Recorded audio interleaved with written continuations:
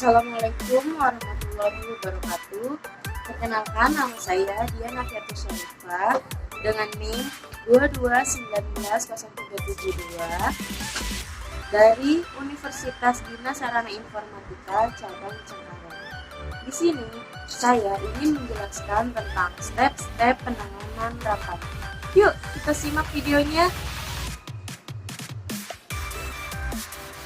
Pertama, di sini saya ingin menjelaskan sedikit tentang rapat. Rapat merupakan suatu media komunikasi yang diselenggarakan oleh banyak organisasi, baik swasta maupun pemerintah. Rapat merupakan alat untuk mendapatkan mufakat melalui musyawarah kelompok. Di samping juga merupakan media pengambilan keputusan dengan musyawarah untuk mufakat. Rapat ini terdiri dari dua macam, yaitu rapat formal dan juga rapat informal. Rapat formal adalah pertemuan yang diselenggarakan setelah peserta rapat mendapatkan pemberitahuan sebelumnya melalui undangan. Pada umumnya, pemberitahuan disertai dengan agenda rapat. Sedangkan rapat informal adalah pertemuan yang diselenggarakan setelah peserta rapat mendapat panggilan atau pemberitahuan secara langsung. Rapat ini dilaksanakan untuk mendiskusikan suatu hal yang terjadi secara mendadak. Untuk itu, hal-hal yang perlu diperhatikan dalam penyelenggaraan rapat adalah sebagai berikut. Yang pertama yaitu melihat tujuan rapat. Perhatikan tujuan dan agenda penyelenggaraan suatu rapat. Misalnya, untuk memecahkan masalah, memecahkan sebuah keputusan, atau mengumpulkan informasi. Jika belum jelas, tanyakan hal tersebut kepada pimpinan. Jangan ragu untuk bertanya, karena kegiatan pertama ini merupakan kunci bagi langkah persiapan rapat berikutnya. Lalu yang kedua yaitu mempersiapkan peserta rapat. Persiapan konsep surat undangan dengan baik. Periksa dan pertimbangkan lagi daftar orang-orang yang harus diundang dalam rapat. Dengan dasar besar kecilnya kontribusi mereka terhadap agenda rapat, konsultasikan dengan atasan tentang daftar undangan rapat tersebut. Utamanya adalah hal mana yang harus perlu dan tidak perlu diundang. Mintalah petunjuk pada atasan tentang siapa yang nantinya akan memimpin jalannya rapat, menjadi moderator, serta menjadi notulen. Sehari sebelum pelaksanaan rapat, pastikan kehadiran orang-orang yang diundang dalam kegiatan rapat. Jika tidak bisa hadir, minta mereka dapat mewakilinya pada orang yang kompeten terhadap masalah yang hendak dibahas. Lalu yang ketiga adalah mempersiapkan ruangan. Salah satu dari sekian banyak hal yang harus dilakukan dalam rapat adalah mempersiapkan ruangan di mana rapat akan diselenggarakan. Hal ini harus dilakukan sebelum rapat diselenggarakan dan sebelum undangan dikirim keluar kepada anggota. Ruangan sebaiknya dipilih yang nyaman dan sesuai dengan jumlah peserta yang akan hadir dalam rapat. Lalu, yang keempat adalah membuat daftar acara. Apabila hal yang akan dibicarakan dalam pertemuan yang akan diselenggarakan telah ada, maka acara di dalam suatu pertemuan harus dibuat dan disusun secara sistematis. Dengan cara membuat suatu pokok-pokok acara dalam garis besar. Tunjuk orang-orang yang akan duduk sebagai moderator bila perlu, serta notulen rapat.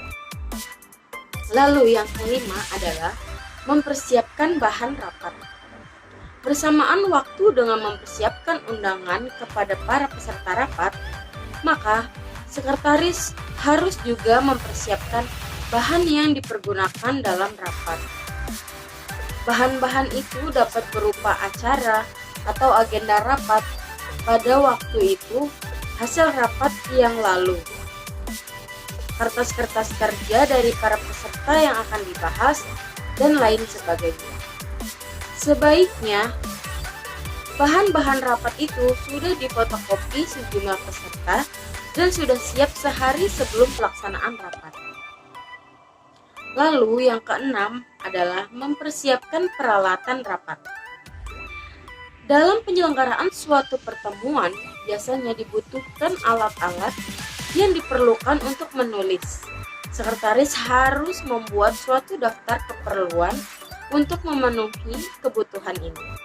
Alat-alat yang biasanya diperlukan dalam hal ini yaitu papan tulis, spidol, flip chart, overhead, proyektor, dan slide projector, LCD, tape recorder untuk merekam jalannya rapat jika perlu, alat-alat kelengkapan menulis seperti jepit kertas, jilid kertas, perforator, stapler, gunting, cutter, peruncing pensil, dan lainnya. Segala sesuatu peralatan tersebut harus telah dipersiapkan oleh sekretaris dan telah tersedia pada waktu rapat dimulai.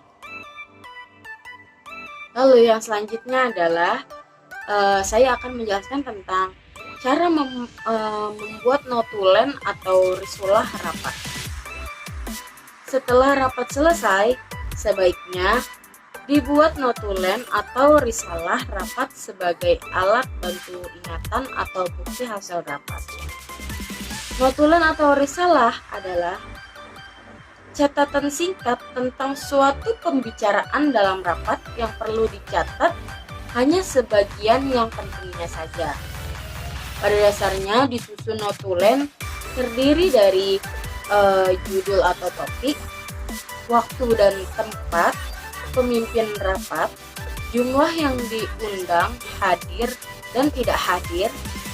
Lalu ada acara rapat yang disebut secara berurut dari pembukaan sampai penutupan, jalannya rapat, tempat, tanggal, bulan, dan tahun, tanda tangan pembuat notulen atau sekretaris, tanda tangan pengesahan notulen oleh ketua rapat.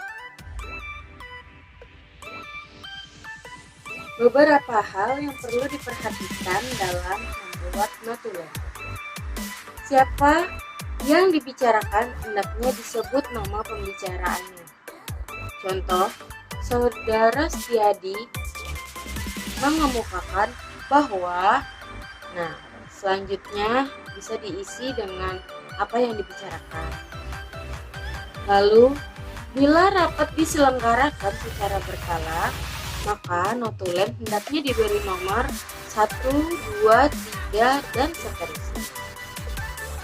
Lalu, setelah selesai rapat, bila perlu, notulen disempurnakan dan disahkan untuk kemudian dibagikan kepada peserta rapat agar diketahui dan dijadikan bahan pemikiran selanjutnya.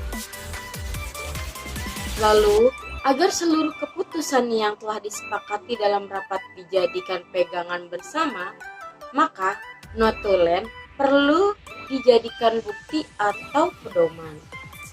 Dan yang terakhir, keputusan yang telah disepakati hendaknya dicatat secara teliti. Demikian yang bisa saya sampaikan. Semoga dapat bermanfaat. Kurang lebihnya mohon maaf. Wassalamualaikum warahmatullahi wabarakatuh.